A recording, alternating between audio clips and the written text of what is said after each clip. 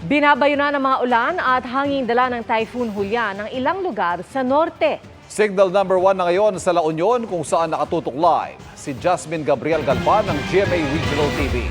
Jasmine. Pia Ivan, sa mga oras nga na ito ay ramdam na ang epekto ni Bagyong Julian sa ilang bahagi ng Northern Luzon.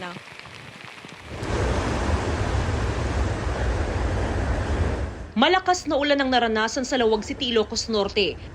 Nangangamba ang ilang magsasaka sa pagkasira ng kanilang pananim na palay, lalo na't malapit na itong anihin.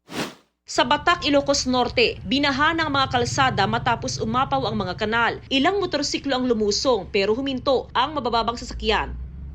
Sa Quirino, Ilocos Sur, hindi na madaanan ng mga sasakyan ng spillway dahil sa pagtaas ng level ng tubig sa ilog. Apektado ang 5 barangay.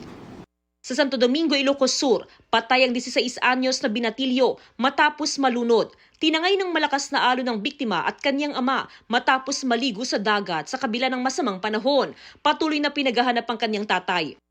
Sa Santa Ana, Cagayan, naranasan ng pabugso-bugsong ulan at hangin simula kagabi. Binabantayan ng MDRRMO ang siyam na coastal barangays dahil sa banta ng storm surge. Kanina, pinulong ng MDRRMO ang mga opisyal ng barangay at mga rescue personnel bilang paghahanda sa posibleng epekto ng Bagyong Julian.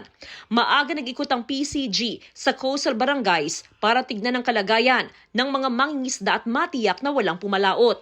Mahigpit na ipinagbabawal ang pagpalaot at pagbiyahe ng mga sasakyang pandagat dahil sa nakataas na gale warning sa northern at eastern seaboard ng Hilagang Luzon. Nakakataas na. Tapos naikutan na rin namin na mag-akyat na talaga sila ng mga bangka for safety purposes. Sa bayan ng Kalayan, maaga rin nagpamiting ang lokal na pamahalaan para abisuhan ng mga residente sa inaasahang epekto ng bagyo. Nakaposisyon na ang mga rescue personnel at equipment sa lugar. Everything is in place right now. Lahat po ng mga quick response stations natin naka-pre-deploy na po sila. Patuloy ang monitoring ng PDRRMO sa antas ng tubig sa Cagayan River. Pinag-iingat din ng publiko sa banta ng flash floods.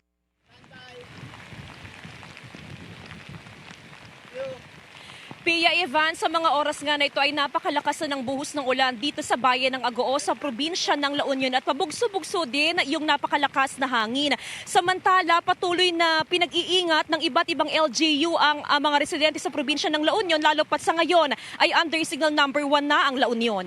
Pia Ivan? Ingat, maraming salamat. Jasmine Gabriel Galban ng GMA Regional TV.